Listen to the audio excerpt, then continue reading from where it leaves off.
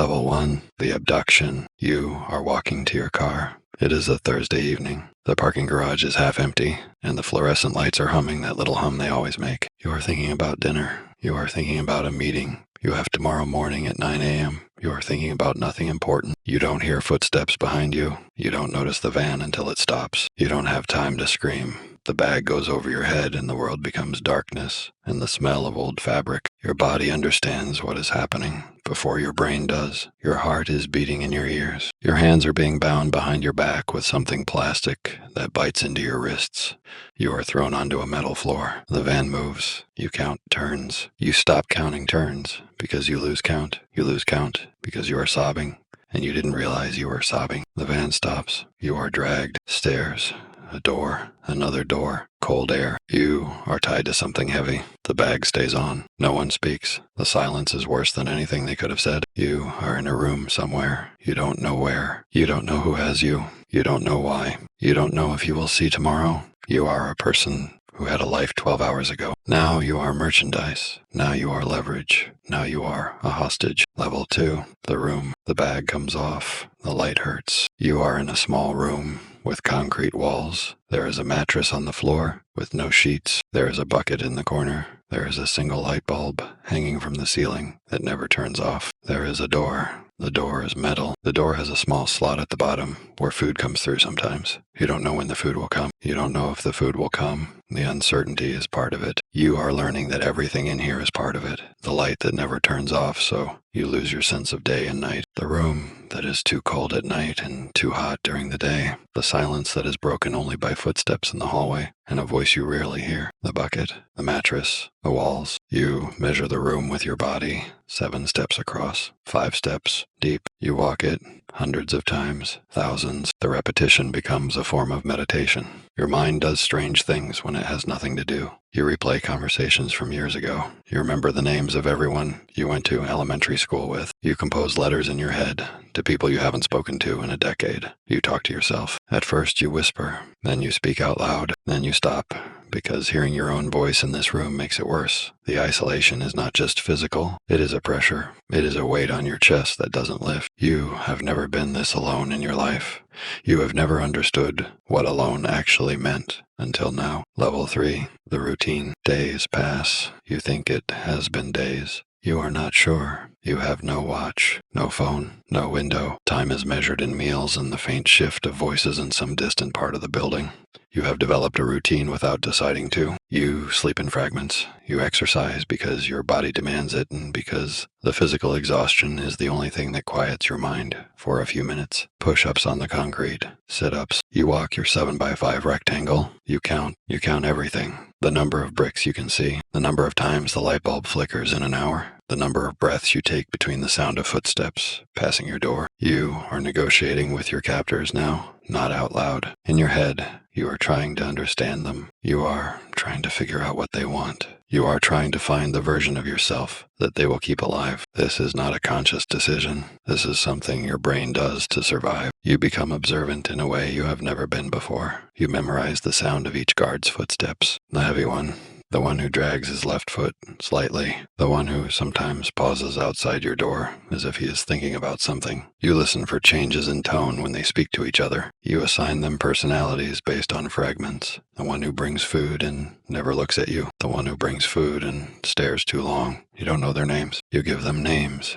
You don't know if these names are accurate. It doesn't matter. Naming them makes them less terrifying. Naming them gives you something that feels almost like control. Level 4, the negotiation. They have made contact with someone. You hear fragments of conversation through the walls. You hear your name. You hear numbers. You hear your family mentioned. The knowledge that your family knows you are missing is both comforting and devastating. You imagine your mother's face, your partner's face. You imagine them receiving the call. You imagine them sitting in a room full of police officers, waiting for a phone to ring. You are not there. You are here. You are the object of a transaction, and transactions take time. Weeks pass. You have stopped trying to count days. You have entered a state of suspended existence. You eat when food comes. You sleep when exhaustion overtakes fear. You have long conversations with your captors in your head. You have prepared a dozen different arguments for why you should be released. You have rehearsed them. You will never use them because the person who brings your food is not the person making decisions, and you will never meet the person making decisions. You are a commodity. Commodities don't negotiate. One day, the door opens. It is not food time. Your entire body tenses. A man you have never seen before stands in the doorway. He looks at you for a long moment. He says your family is negotiating. He says you might go home soon. He says this like it is good news. You don't know if it is good news. You don't know if he is telling the truth. You don't know if soon means days or weeks or months or never. You nod. You say thank you. You hate yourself for saying thank you. Level 5. The bond. You have been here for a long time now. Long enough that the guards have become familiar in a way that disturbs you. One of them, the young one who drags his left foot, brought you an extra piece of bread yesterday. You thanked him. He almost smiled. You have been thinking about that almost smile for hours. You are aware of what this is. You have read about Stockholm Syndrome. You understand the mechanism. Captive bonds with captor as a survival strategy. The brain cannot sustain permanent terror, so it finds cracks of humanity and clings to them. Knowing what it is does not prevent it from happening. You find yourself worrying about the young guard when he misses a shift. You wonder if he is okay. You wonder if he has family. You wonder what happened in his life that led him to this building, this room, this job of watching people who are not free. These thoughts are dangerous. They are dangerous. You cannot stop them. The human mind needs connection the way it needs oxygen, and it will find connection wherever it can, even here, even with them. One night you hear shouting somewhere in the building. It sounds bad. You feel a flash of concern for the guards, Then you feel disgust at yourself for feeling concerned. Then you feel confusion because you are not sure which feeling is correct. There is no correct feeling in here. There is only survival. And whatever emotions survival requires. Level 6, the video. They bring a camera. Your stomach drops. You know what the camera is for. You have seen this before. You have watched these videos on the news from the safety of your living room. You are on the other side of the screen now. They hand you a piece of paper. They tell you what to say. Your hands are shaking. The words on the paper are not your words. They are words designed to create pressure. They are words designed to make someone watching feel a specific kind of desperation. You read them, your voice strange to you, thin and far away. You are watching yourself from somewhere above your own body. You are performing your own terror for an audience you cannot see. The camera records. The men in the room are silent. When it is over, they take the camera and leave. You sit on the mattress and you think about your family watching this video. You think about them seeing your face, hearing your voice, noticing the weight you have lost, the darkness under your eyes. You think about the fact that your face is now a face that people will associate with a hostage video. That when you get out, if you get out, this video will follow you. It will exist online forever. Some people will watch it and feel sympathy. Some people will watch it and criticize how you looked, how you sounded, whether you seemed scared enough. You are not out of this room yet, and you are already aware that the internet will have opinions about your performance. That thought is almost enough to make you laugh. Almost. Level 7, the raid. You wake to sounds you have never heard before. Loud, close, systematic. There is shouting. There is running. In the hallway, there are sounds that might be gunshots, but you have never heard a real gunshot, so you are not sure. You press yourself against the corner of the room. You make yourself as small as possible. The door is still closed. The door is still metal. Whatever is happening on the other side of it. You don't know if you want the door to open. You have dreamed of rescue for so long that the possibility of it actually happening feels like a threat. The door slams open. Men in black, guns, lights. They are shouting at you. They are shouting instructions. Put your hands up. Show your hands. Are you alone? Are you injured? Their voices are loud and urgent and completely different from the voices you have been hearing for months.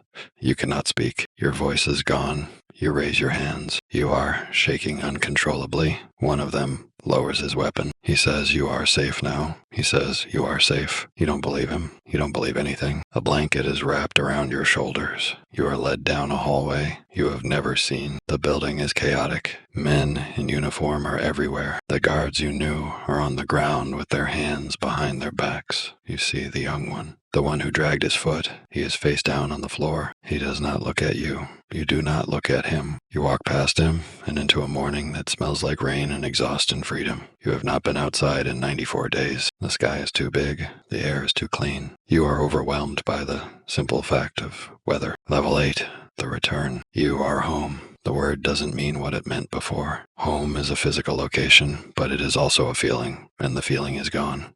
You walk through your front door, and everything is exactly where you left it. The dishes in the sink from the morning you were taken. The book on the nightstand with the bookmark, still on page 112. Your life has been on pause for 3 months, and now someone has pressed play, and you are expected to continue as if the pause never happened. Your family surrounds you. They are crying. They are hugging you. You hug them back. You are crying too, but you are not sure what you are crying about. Relief, guilt, exhaustion, the version of yourself that died in that room. The version of yourself that came back and doesn't fit into this house anymore. People visit. They bring food. They say they are so glad you are okay. They say you are so strong. They say you are an inspiration. You smile. You thank them.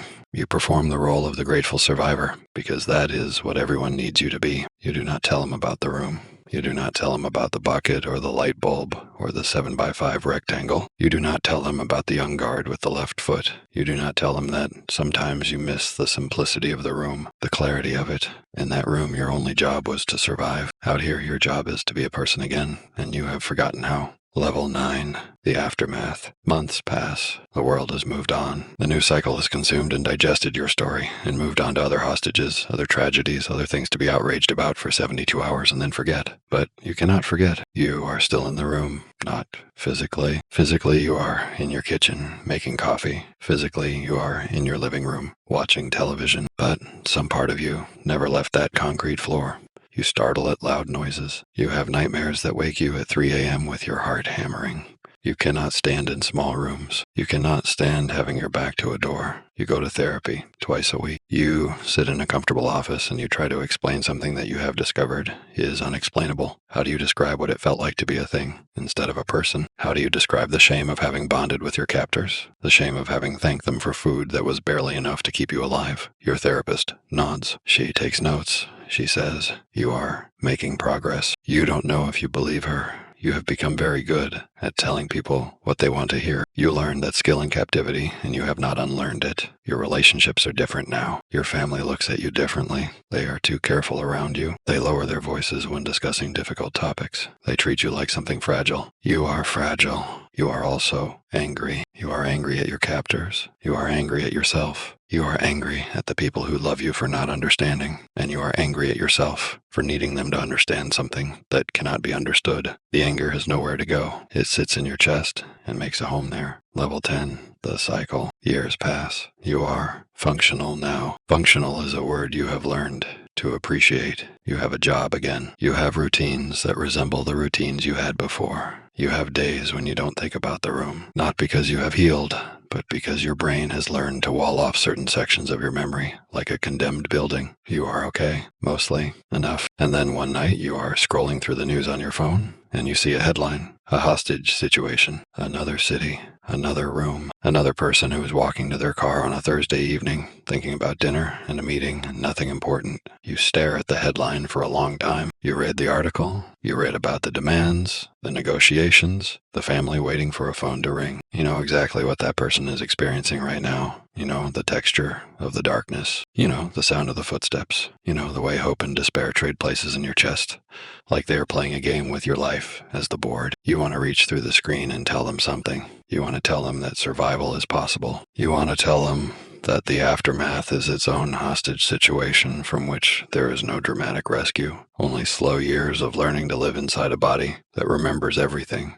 But you cannot tell them anything. They are where you were. They are alone in a room with concrete walls and a light that never turns off, and the only thing they can do is endure, and they will endure, or they won't. The outcome is beyond their control. The only thing that is certain is that somewhere right now, in a parking garage or a gas station or a driveway, someone is walking toward a van they haven't noticed yet. Someone is about to become a headline. Someone is about to learn what you learned. The cycle does not care. The cycle does not stop. The cycle continues.